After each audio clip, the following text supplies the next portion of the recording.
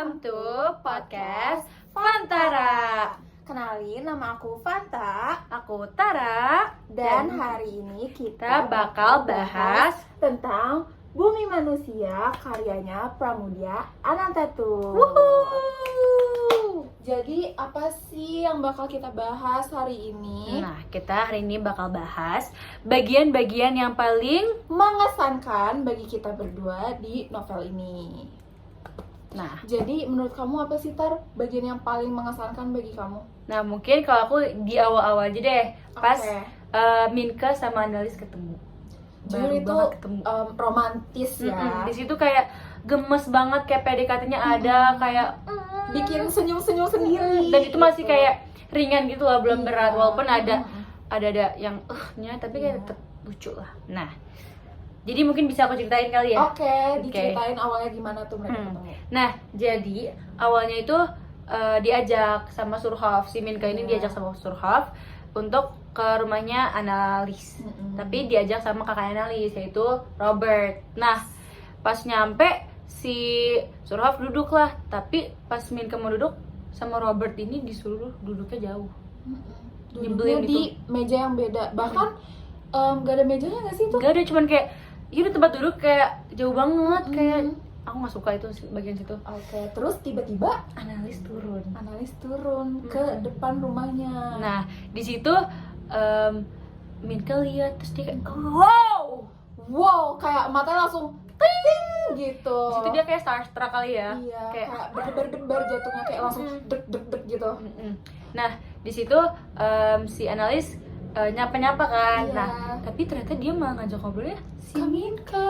Mungkin dan Minka kaget. Mungkin Iya. karena dia mikir kayak Gak bakal diajak ngobrol. bakal gitu. diajak ngobrolnya si Surhoff. Iya, Surhoff. Tapi ternyata dia terus dia kayak diajak ngobrol nih. Iya. Dia awalnya kayak agak diem-diem kan, nggak terlalu yang kayak menjawab cuman gitu. Iya aja gitu. Terus pas ditanya namanya siapa, Minka jawab Minka gitu. Minka doang gitu. Nah, terus Analis jawab kayak Minka doang, gak ada nama belakangnya gitu. Nah, di situ Minka agak sedih gitu, agak kecewa dikit karena dipikirnya si Analis ini lihat dia tuh sebagai pribumi yang pribumi, rendah gitu. yang dimana pas saat itu kayak orang-orang tuh kayak mana rendah Kan pribumi. kasta-kastanya di situ waktu itu ada 3, yaitu pribumi, Indo, sama Eropa gitu. Dan pribumi tuh paling rendah. Nah, abis itu agak sempat cekcok sama kakaknya si Robert. Tapi si lucunya si Analis ini kayak ngebela si Minka banget. Akhirnya dibawa masuk ke dalam rumah si Minka ini. Untuk muter-muter gitu ya, dikenalin ke rumahnya. Terus kayak ngobrol, terus ketemu ibunya sempat. Nah, itu kayak udahlah ya.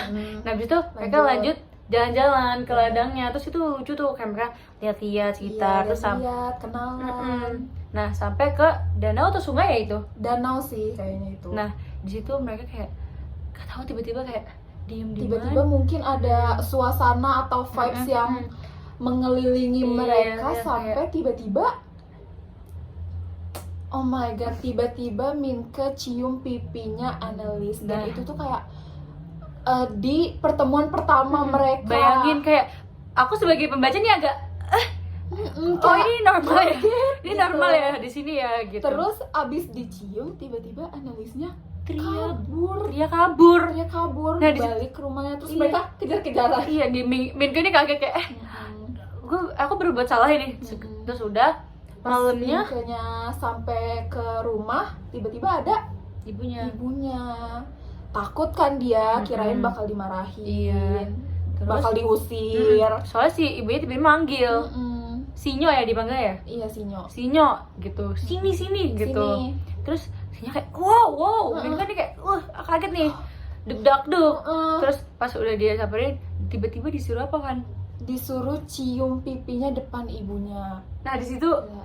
kita kaget karena dipikir marah. Karena ngapain juga gitu kan. Tapi setelah baca-baca lagi kita ngerti sih. Iya. Karena mungkin ibunya itu mau ngetes ketulusan dari si Minka untuk anaknya. Iya. Dan make sure kali ya, bener gak sih nih anaknya Iya, bilang betul. kalau dia dicium gitu.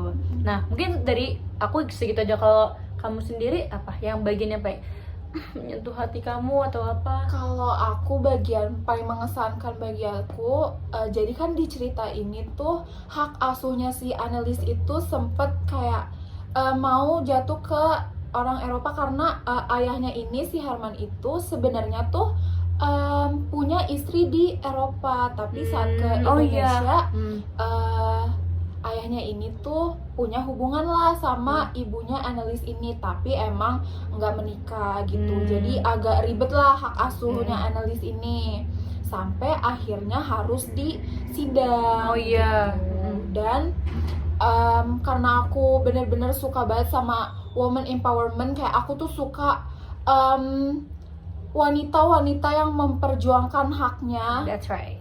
Jadi menurut aku yang paling mengesankan itu pas ibunya Annelies ini atau Nyai Ontosoro ini memperjuangkan hak asuh Annelies di sidang, yang sampai kayak jadi ada waktu dimana ibunya ini tuh ngangkat diri dari duduknya gitu, terus kayak datang ke hakimnya dan kayak ngomong kayak kalau misalkan kasih seorang ibu itu kurang untuk memperjuangkan hak asuh, mending kalian belajar sendiri gimana kasih sayang ibu gitu. Wah, sumpah di situ aku nyentuh tuh ya? nyentuh banget, karena kayak ya gimana ya, sesama perempuan gitu kan, jadi pasti ngerti lah gitu. Jujur itu kayak very woman empowerment-nya gokil sih. Jadi di novel ini tuh woman empowerment-nya ada banget, dan perjuangan nasionalisme dan segala macam untuk memperjuangkan kayak kesetaraan itu tuh ada banget. Nah, dari situ kita bisa ambil kesimpulan dari buku itu. Padahal kayak nggak usah keseluruhan, dari bagian-bagian yang kita ambil dikit aja itu udah dapat kesimpulannya. Jadi apa? Kesimpulannya adalah sekecil apapun perjuangan kita itu tetap perjuangan, dan itu bisa banget diaplikasikan ke masa-masa sekarang. Ya, karena sekarang juga masih banyak nih masalah isu-isu sosial yang misalkan tentang diskriminasi, patriarki dan lain-lain. Nah, kita bisa menyebarluaskan suara kita dari sosial media kita. Iya, betul. Oke, mungkin segitu aja ya dari pembahasan novel kita. Mungkin next bakal ada lagi kali ya. Mungkin. Oke, sekian dari kita, segitu aja.